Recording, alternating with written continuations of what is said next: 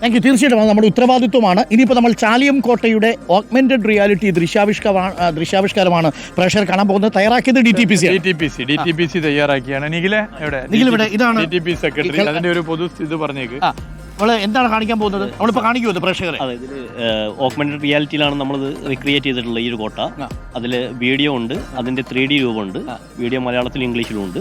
അതുപോലെ തന്നെ അതിന്റെ ഒരു ലൈവ് വാക്ക് ത്രൂ ഉണ്ട്. അതിൽ QR കോഡ് സ്കാൻ ചെയ്താൽ മതി. മൊത്തം പിക്ചർ സ്കാൻ ചെയ്യണം. QR അടക്കമുള്ള പിക്ചറാണ് മൊത്തത്തിൽ സ്കാൻ ഇവിടെ ഉദ്ഘാടനം ചെയ്യാൻ പോവാ. അതെ, നമസ്കാരം. ചാലിയത്തിന്റെ ചരിത്രം നമ്മളിപ്പോൾ കാണാൻ പോവാ. അതെ, DTPCക്ക് തന്നെ പുതിയൊരു മുഖം വന്നു. വലിയ ഗംഭീരമായ ഇനിസിയേഷനാണ് നടന്നുകൊണ്ടിരിക്കുന്നത് നേതൃത്വത്തിൽ.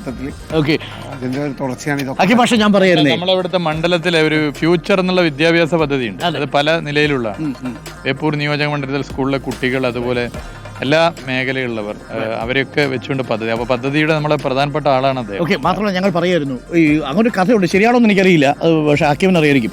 സാമൂതിരി പണ്ട് അത്യാവശ്യം ബൂസായിട്ടിരുന്ന സമയത്താണ് കോട്ട നിർമ്മിക്കാനുള്ള അനുവാദം കൊടുത്തെന്ന് കേട്ടിരുന്നു. ശരിയാണോ?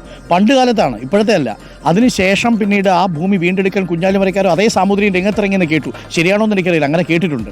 ആ പറഞ്ഞ കഥ എനിക്കറിയില്ല, ബാക്കിയുള്ള ചരിത്രമൊക്കെ ശരി. ഇപ്പൊ നമ്മൾ അതിനെതിരെ പോരാട്ടം ഈ ചാലിയത്ത് മണ്ണിൽ നിന്നാണ് തുടങ്ങുന്നത്. അതായത് ലഹരിക്ക് അടിമപ്പെട്ടാൽ കാൽക്കീഴിലെ മണ്ണും പോകും, നാട്ടുകാർ വന്ന് കോട്ടയം കിട്ടും. അതുപോലെ തന്നെ മതസൗഹാർദ്ദവുമായി ബന്ധപ്പെട്ട വലിയൊരു സംഭവം കൂടെ ഉണ്ട്. അല്ല, ഇവിടുന്ന് ഈ കോട്ടയുടെ ഇത് വെച്ചുകൊണ്ടാണ് പിന്നെ നമ്മുടെ പള്ളി, മിഷ്കാൽ പള്ളിയുടെ പിന്നെ തീപിടിച്ച സമയത്ത് തന്നെ അതിന്റെ പുനർനിർമ്മാണം. അച്ഛനടക്കമുള്ളവരല്ലേ?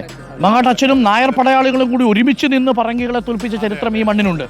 അതൊരു ജനകീയ ഐക്യത്തിന്റെ ഒരു വലിയ പ്രതീകമാണ്. അപ്പോൾ നമ്മൾ ആ കോട്ടയുടെ ചരിത്രം നമുക്കൊന്ന് കാണാം. ഓഗ്മെന്റഡ് റിയാലിറ്റി ദൃശ്യാവിഷ്കാരത്തിന് ഉദ്ഘാടനമാണ് മിനിസ്റ്റർ ചെയ്യാൻ പോകുന്നത്. അത് അല്പസമയത്തുള്ളിൽ, ഇത് സ്കാൻ ചെയ്യുന്ന സമയത്ത് തന്നെ റിപ്പോർട്ടർ TV യിൽ കാണാൻ പറ്റും. മിനിസ്റ്റർ അത് സ്കാൻ ചെയ്യും, നമ്മൾ റിപ്പോർട്ടർ TV യിലൂടെ ലൈവായിട്ട് പ്രേക്ഷകർക്ക് കൊടുക്കുകയും ചെയ്യും. ഇതാണ് അതിൻ്റെ പഴയകാലത്തെ ചരിത്രം. അതിൻ്റെ ഏകദേശം രൂപ ഇങ്ങനെയൊക്കെ ഇരിക്കും. പക്ഷേ ഇതെല്ലാം മണ്ണിനടിയിൽപ്പെട്ടിരിക്കുന്നു. ചാലിയം കോട്ട 1531 നിർമ്മിച്ചതാണ്. 1571 ചാലിയം യുദ്ധം നടക്കുന്ന സമയത്ത് ആ കോട്ട പൂർണ്ണമായിട്ടും തകർത്ത് അടിയുന്നു. അന്ന് കുഞ്ഞാലിമരക്കാർ മൂന്നാമനാണ് ഈ ചാലിയം കോട്ടയിൽ എല്ലാം തകർത്ത് മാറ്റിയത്. നമുക്കിത് സ്കാൻ ചെയ്ത് കഴിഞ്ഞാൽ കിട്ടും അല്ലേ? അപ്പോൾ നമ്മളിതിന് ഇനാഗുറേഷനിലേക്ക് പോകുന്നു. പ്രേക്ഷകർക്ക് കാണാം റിപ്പോർട്ടർ TV യിൽ സ്കാൻ ചെയ്ത ചാലിയം കോട്ടയുടെ ഓഗ്മെന്റഡ് റിയാലിറ്റി.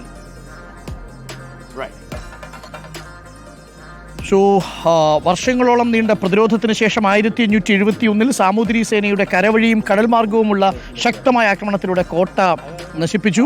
ഇത് ഇവിടെ വരുന്ന ആർക്ക് സ്കാൻ ചെയ്താൽ അവരുടെ മൊബൈൽ ഫോണിൽ നേരിട്ട് ആ ലിങ്കിലേക്ക് കിട്ടും. അതുപോലെ തന്നെ ഇതിന്റെ വാക്ക് ത്രൂ കിട്ടും, വീഡിയോ കിട്ടും. സ്ഥിരമായിട്ട് ഇവിടെ വെച്ചേക്കുമോ? ഇത് ഇവിടെ സ്ഥിരമായിട്ട് വെച്ചു ഇവിടെ ഉണ്ടാവും. ഫിസിക്കലി റിക്രിയേറ്റ് ചെയ്യാൻ കഴിയാത്തതുകൊണ്ടാണ് ഡിജിറ്റലി റിക്രിയേറ്റ്. ഓക്കെ. അപ്പൊ ചാലിയത്തിന്റെ കഥയറിയാൻ സ്കാൻ ചെയ്തിരിക്കുന്നു. പ്രേക്ഷകർക്ക് കാണാം ഓൺ സ്ക്രീൻ ചാലിയം കോട്ടയുടെ ഓഗ്മെന്റഡ് റിയാലിറ്റി. ചരിത്രവും സാംസ്കാരിക പൈതൃകവും കൂടിക്കലർന്ന നാട്.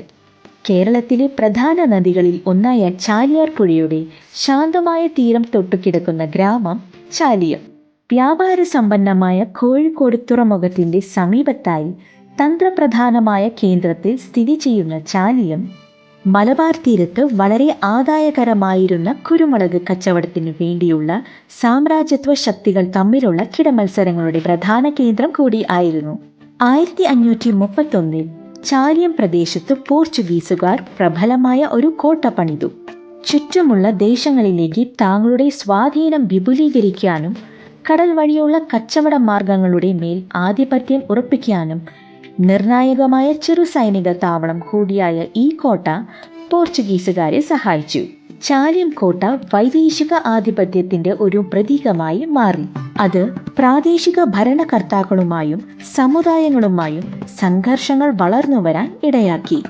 മലബാറിലെ പരമപ്രധാനിയായ സാമൂതിരി രാജാവ് ഈ കോട്ട തന്റെ പരമാധികാരത്തിനും തന്റെ നാടിന്റെ സ്വയം ഭരണാധികാരത്തിനും ഒരു ഭീഷണിയാണെന്ന് മനസ്സിലാക്കി. വ്യാപാരത്തിനു മേലുള്ള നിയന്ത്രണം തിരിച്ചു പിടിക്കുന്നതിനായി സാമൂതിരി കുഞ്ഞാലിമരക്കാർ മൂന്നാമന്റെ നേതൃത്വത്തിലുള്ള തന്റെ നാവികപ്പടയെ നിയോഗിച്ചു.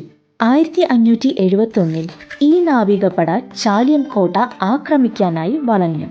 സാമൂതിരിയുടെ ആക്രമണം തീവ്രവും ആസൂത്രിതവുമായിരുന്നു. സാമൂതിരിയുടെ സൈന്യം കോട്ടയിലേക്കുള്ള വഴികൾ പൂർണ്ണമായും തടഞ്ഞതുവഴി പോർച്ചുഗീസിന്റെ വിതരണ ശൃംഖലയും സൈനിക ശക്തി വർദ്ധിപ്പിക്കലും തടസ്സപ്പെട്ടു. ഇത് കോട്ടയ്ക്കുള്ളിൽ രൂക്ഷമായ ക്ഷാമമുണ്ടാക്കി. വിതരണം ക്ഷയിച്ചതും മനോവീര്യം കുത്തനെ തകർന്നതും വളഞ്ഞാക്രമിക്കപ്പെട്ട പോർച്ചുഗീസുകാരുടെ സ്ഥിതി ദാരുണമായി. ഇതവരെ സാമൂതിരിയുമായി ചർച്ച നടത്താൻ നിർബന്ധിതമാക്കി. മാസങ്ങൾ നീണ്ട പ്രതിരോധത്തിനൊടുവിൽ 1571 നവംബർ മാസം ചാലിയം കോട്ട സാമൂതിരിയുടെ സൈന്യത്തിന് മുൻപിൽ അടിയറ വെച്ച് പോർച്ചുഗീസ് കമാൻഡർ കീഴടങ്ങി. സാമൂതിരി കോട്ട പൂർണ്ണമായും നശിപ്പിക്കാൻ ഉത്തരവിട്ടു. അതോടെ ഭൂമുഖത്ത് നിന്നും അതിൻ്റെ സാന്നിധ്യം മാത്രമല്ല, വൈദേശികാധിപത്യത്തിൻ്റെ ഒരു പ്രതീകം കൂടി ഇല്ലാതാക്കാൻ തീരുമാനിച്ചു. ഇന്ന് ചാലിയം കോട്ടയുടെ ശേഷിപ്പുകൾ ഒന്നും ബാക്കിയില്ലെങ്കിലും ചാലിയത്തിൻ്റെ പൈതൃകം സാമ്രാജ്യത്വ താൽപ്പര്യങ്ങൾക്കെതിരെയുള്ള ഒരു നാടിൻ്റെ ഐക്യത്തിനും ചെറുത്തുനിൽപ്പിനും തെളിവായി അവശേഷിക്കുന്നു. ചാലിയത്തിൻ്റെ കഥ കേരളത്തിൻ്റെ സമ്പന്നമായ ചരിത്രത്തിൻ്റെ കത്തിജ്വലിക്കുന്ന ഒരു ഏടാണ്. പ്രതിരോധത്തിൻ്റെ നിലയ്ക്കാത്ത ആവേശവും പരമാധികാരത്തിലും സ്വാതന്ത്ര്യത്തിനും വേണ്ടിയുള്ള അചഞ്ചലമായ പോരാട്ടവും ചാലിയം നമ്മെ ഓർമ്മപ്പെടുത്തിക്കൊണ്ടേയിരിക്കുന്നു.